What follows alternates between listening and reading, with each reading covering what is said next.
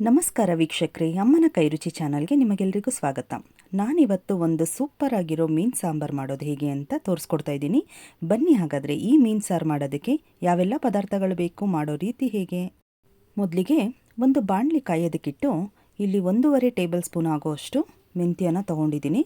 ಈ ಮೆಂತ್ಯ ಎಲ್ಲ ನೀಟಾಗಿ ಕೆಂಪಗಾಗೋವರೆಗೂ ಹುರ್ಕೋಬೇಕು.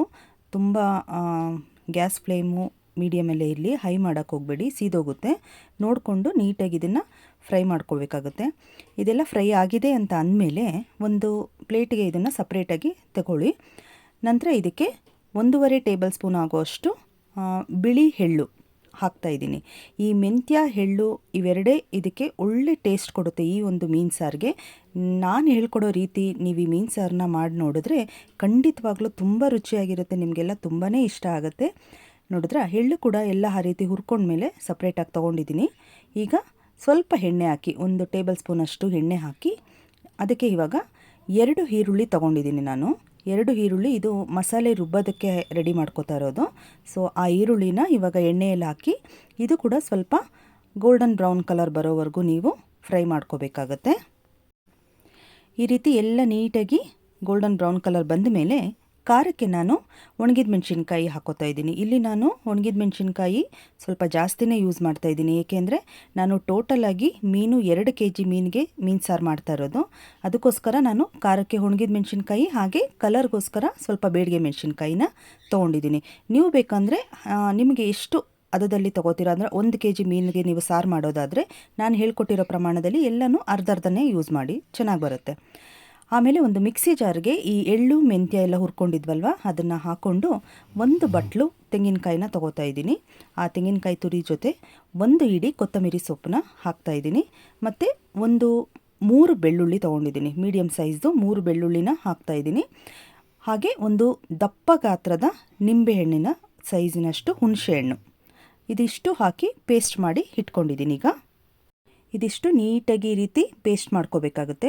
ಇದನ್ನೆಲ್ಲ ಸಪ್ರೇಟಾಗಿ ಈಗ ಒಂದು ಬಟ್ಲಿಗೆ ತೊಗೊಂಡು ಮತ್ತು ಅದೇ ಜಾರಿಗೆ ಈ ಈರುಳ್ಳಿ, ಒಣಗಿದ ಮೆಣಸಿನ್ಕಾಯಿ ಎಲ್ಲ ಎಣ್ಣೆಯಲ್ಲಿ ಫ್ರೈ ಮಾಡ್ಕೊಂಡ್ವಲ್ಲ ಆ ಎಲ್ಲ ಮಸಾಲೆಗಳನ್ನ ಈಗ ಇದರಲ್ಲಿ ಹಾಕ್ಕೊಂಡು ಒಂದು 3 ಟೊಮೊಟೊನ ಕಟ್ ಮಾಡಿ ತೊಗೊಂಡಿದ್ದೀನಿ. ಆ 3 ಟೊಮೊಟೊ ಕೂಡ ಇವಾಗ ಈ ಮಿಕ್ಸಿ ಜಾರಿಗೆ ಹಾಕಿ ಇದನ್ನು ಕೂಡ ಚೆನ್ನಾಗಿ ನಾವು ರುಬ್ಕೋಬೇಕಾಗತ್ತೆ. ಈ ಟೊಮೊಟೊ ಎಲ್ಲ ಹಾಕಿದ್ಮೇಲೆ ಇದಕ್ಕೆ ನಾನು 3 ಟೇಬಲ್ ಸ್ಪೂನ್ ಆಗೋಷ್ಟು ಧನಿಯಾ ಪುಡಿನ ಹಾಕೋತಾ ಇದ್ದೀನಿ.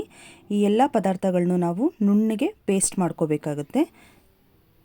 ಮೀನು ಸಾರಲ್ಲಿ ತುಂಬಾ ವೆರೈಟಿಯಾಗಿ ಸಾರುಗಳನ್ನ ಮಾಡ್ತಾರೆ.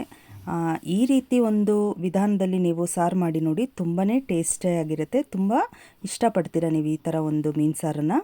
ನೋಡಿ, ಈ ರೀತಿ ಎಲ್ಲ ನೀಟಾಗಿ ಪೇಸ್ಟ್ ಮಾಡ್ಕೊಂಡಾದಮೇಲೆ ಮೊದಲಿಗೆ ನಾನಿಲ್ಲಿ ಮೀನನ್ನು ಚೆನ್ನಾಗಿ ಒಂದು 4-5 ಸರಿ ಉಪ್ಪು ಅರಿಶಿಣ ಹಾಕಿ ತೊಳೆದು ಸಪ್ರೇಟಾಗಿ ನೀರೆಲ್ಲ ಸೋರಿಸಿ ತೊಗೊಂಡಿದ್ದೀನಿ.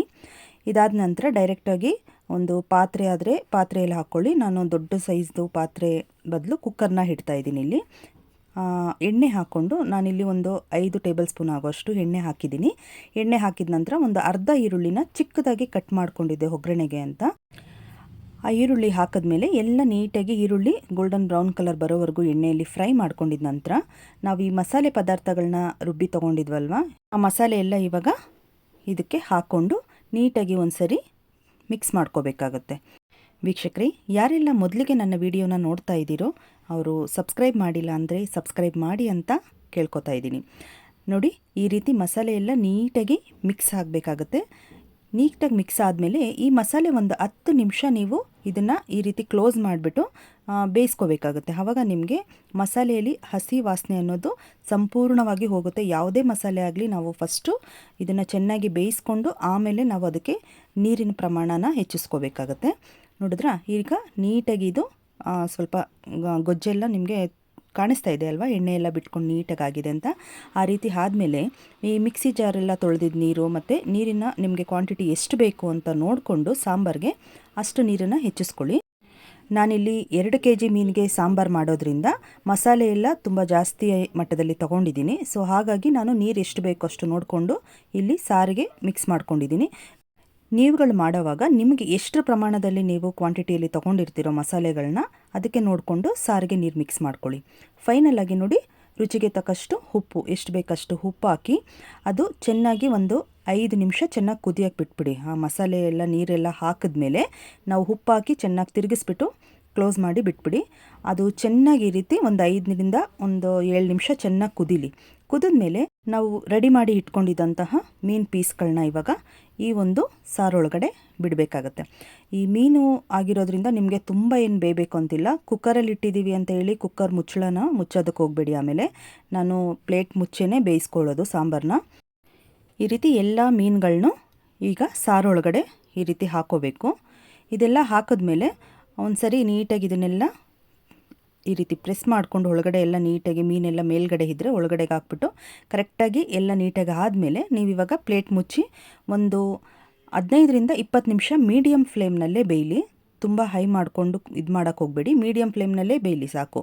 ನೀಟಾಗಿ ಅದನ್ನು ಒಂದು 20 ನಿಮಿಷ ಬೇಯಿಸ್ಕೊಂಡ್ರೆ ನಿಮಗೆ ಆ ಮೀನಿನಲ್ಲಿ ನೀಟಾಗಿ ಉಪ್ಪು ಖಾರ ಹುಳಿ ಎಲ್ಲ ನೀಟಾಗಿ ಇಟ್ಕೊಳ್ಳುತ್ತೆ. ತುಂಬಾ ಚೆನ್ನಾಗಿರುತ್ತೆ ವೀಕ್ಷಕರೇ, ತುಂಬ ಟೇಸ್ಟಿಯಾಗಿರುತ್ತೆ. ನೀವು ಈ ರೀತಿ ಒಂದು ಮೀನು ಸಾರನ್ನ ಖಂಡಿತವಾಗ್ಲೂ ಇಷ್ಟಪಟ್ಟು ಮನೆಯಲ್ಲಿ ಎಲ್ಲರೂ ತಿಂತೀರಾ.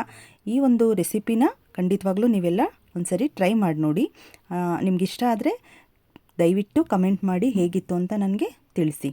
ವೀಕ್ಷಕರೇ, ನನ್ನ ವಿಡಿಯೋ ನಿಮಗೆ ಇಷ್ಟ ಆಗಿದರೆ ಪ್ಲೀಸ್ ಲೈಕ್ ಮಾಡಿ, ಶೇರ್ ಮಾಡಿ, ಸಬ್ಸ್ಕ್ರೈಬ್ ಮಾಡಿ. ಹಾಗೆ ಬೆಲ್ ಐಕಾನ್ ಮೇಲೆ ಕ್ಲಿಕ್ ಮಾಡೋದನ್ನು ಮರಿಬೇಡಿ.